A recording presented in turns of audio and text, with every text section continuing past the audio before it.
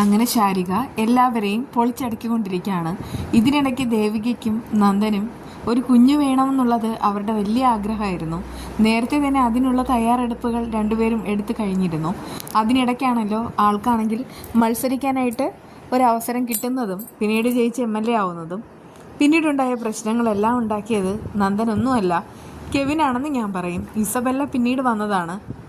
ആദ്യം കെവിൻ വന്നിട്ടാണ് ഓരോരോ പ്രശ്നങ്ങൾ തുടങ്ങിയത്. അത് കഴിഞ്ഞിട്ടാണ് ബാക്കിയുള്ളത്. എന്നിരുന്നാലും ഇതിനിടയ്ക്ക് ദേവിക പ്രഗ്നൻ്റ് ആവാണ്. അവളിങ്ങനെ പെട്ടെന്ന് വോമിറ്റ് ചെയ്യുമ്പോൾ വീട്ടുകാർ കരുതുന്നത് മറ്റെന്തോ ഒന്നാണ്. എന്നാലും അമ്മയ്ക്കാണെങ്കിൽ സംശയം ഉണ്ടാവുന്നു. അതുകൊണ്ട് തന്നെ ഏതെങ്കിലും ഹോസ്പിറ്റലിൽ പോയിട്ട് അതൊന്ന് കൺവിൻസ് ചെയ്യണമെന്ന് പറയുന്നുമുണ്ട്. ദേവിക പറയാണ്, ഞാൻ പ്രഗ്നൻ്റ് ഒന്നും ആയിരിക്കില്ല, ഫുഡ് എന്തെങ്കിലും കഴിച്ചതിൻ്റെ ആയിരിക്കും, അതിൻ്റെ അലർജി ആയിരിക്കും, വെറുതെ നിങ്ങളാരും ഓവർ കോൺഫിഡൻസ് കാണിക്കുകയും വേണ്ട. ചേച്ചി അമ്മ 2 മക്കളുടെ അമ്മയായതല്ലേ, അതുകൊണ്ടൊക്കെ പറയാണ്. അമ്മയ്ക്ക് അതിനെപ്പറ്റി കുറച്ച് പരിജ്ഞാനം കാണാതിരിക്കില്ല. അമ്മ പറയുന്നത് മുഖവിലേക്ക് എടുക്കണം, നമുക്ക് ഹോസ്പിറ്റലിലേക്ക് പോകാം. അഥവാ എൻ്റെ ചേച്ചി പ്രഗ്നൻ്റ് ആണെങ്കിലോ? ആ സമയത്ത് അത് കേട്ടിട്ട് ദേവികയുടെ ഹൃദയം തുടിക്കുകയാണ്. ഒരു കുഞ്ഞിനെ വേണം എന്നുള്ളത് ഒരുപാട് കാലമായിട്ടുള്ള ആഗ്രഹം. അങ്ങനെ എന്ന് സംഭവിച്ചാൽ അത് അവളെ സംബന്ധിച്ച് വലിയ കാര്യം തന്നെയാണ്. അങ്ങനെ അവരുടെ എല്ലാവരുടെ നിർബന്ധത്തിന് വഴങ്ങിയാണ് ഹോസ്പിറ്റലിലേക്ക് പോകുന്നത്. അങ്ങനെ നോക്കുന്ന സമയത്ത് പ്രഗ്നൻ്റ് ആണെന്ന് തെളിയുകയും ചെയ്യുന്നു. അങ്ങനെ ദേവികയ്ക്കും ഒരു കുഞ്ഞുണ്ടാവാൻ പോകുന്നു. ഈ ഒരു സന്തോഷ വാർത്ത എങ്ങനെ പറയണം എന്നൊന്നും അവൾക്ക് എക്സ്പ്രസ് ചെയ്യാനായിട്ട് അറിയില്ല. ആ സമയത്ത് ശാരിക ചോദിക്കുന്നുണ്ട്, ചേച്ചി നന്ദേട്ടനെ അറിയിക്കണ്ടേ? അപ്പോഴാണ് ദേവിക നന്ദനെക്കുറിച്ച് പോലും ചിന്തിക്കുന്നത്. അവൾ ആ ഒരു ഒറ്റ വാക്കിൽ തന്നെ പറയുന്നുണ്ട്, വേണ്ട, ആരും ഒന്നും അറിയാതിരിക്കുന്നത് നല്ലത്.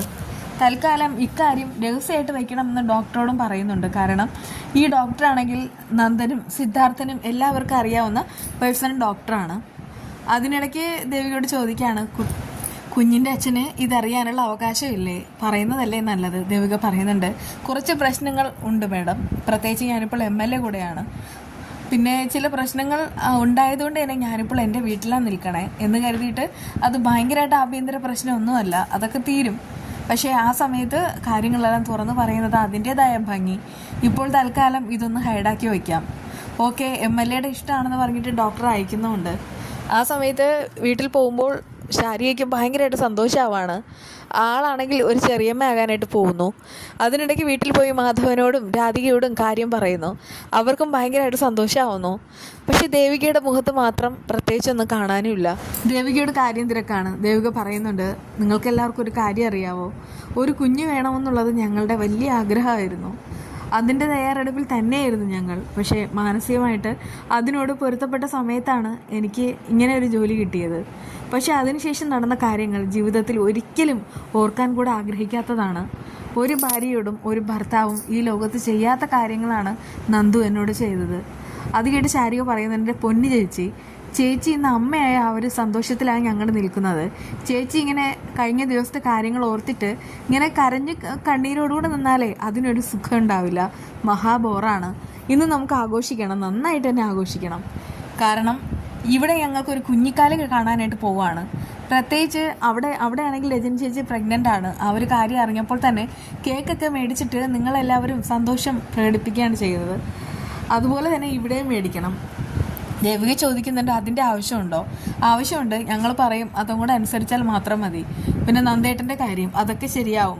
ചേച്ചി വിഷമിക്കാതിരിക്കുക. മറ്റുള്ളവർക്ക് നന്മ മാത്രം ചെയ്തിട്ടുള്ള ചേച്ചിയുടെ ജീവിതം ഒരിക്കലും നാശത്തിലേക്ക് പോവില്ല.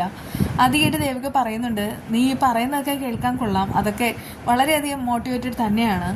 പക്ഷേ മോളെ, എൻ്റെ കാര്യം നോക്കൂ. വേണ്ട, ഇനി ഇതിനെക്കുറിച്ച് പറയേണ്ടത് മാധവനും അറിയിക്കുന്നുണ്ട്. മോളെ, ഞാനൊരു മുത്തശ്ശനായ സന്തോഷത്തിലാണ് ഞാനും ഉള്ളത്. പക്ഷേ ചന്ദ്രോത്ത് സിദ്ധാർത്ഥ സാറിനെങ്കിലും കാര്യം അറിയിക്കണം. ദേവിക പറയുന്നുണ്ട്, വേണ്ട, അച്ഛനോട് പറഞ്ഞാൽ അച്ഛൻ ഉറപ്പായിട്ട് അമ്മയോട് കാര്യം അറിയിക്കും. അമ്മയോട് പറഞ്ഞാൽ നന്ദു അറിയും. പിന്നെ ഇതിൻ്റെ പേരും പറഞ്ഞിട്ട് നന്ദു ഇങ്ങോട്ട് വരും. അതൊന്നും വേണ്ട, എല്ലാ കാര്യങ്ങളും അതിൻ്റെ രീതിയിൽ തന്നെ മുന്നോട്ട് പോകണമെന്നാണ് എൻ്റെ ആഗ്രഹം. അങ്ങനെ തന്നെ ആകട്ടെ. അത് കഴിഞ്ഞിട്ട് എന്താണെന്ന് വെച്ചാൽ ചെയ്യാം. മോള് പറയുന്നതിലും കാര്യമുണ്ടെന്ന് രാധിക അറിയിക്കുന്നുണ്ട്. കാരണം ഇവളൊരു ഭാര്യയാണെന്ന് പോലും നോക്കാതെ നന്ദനാണെങ്കിൽ ഐസബെല്ലയുടെ അടുത്ത് അമിത സ്വാതന്ത്ര്യം കാണിച്ചതൊന്നും നമുക്ക് പെട്ടെന്നൊന്നും മറക്കാനും കഴിയില്ല. എന്താണെന്ന് വെച്ചാൽ ഇവൾ തീരുമാനിക്കട്ടെ, നമുക്കതുപോലെ ചെയ്യാം.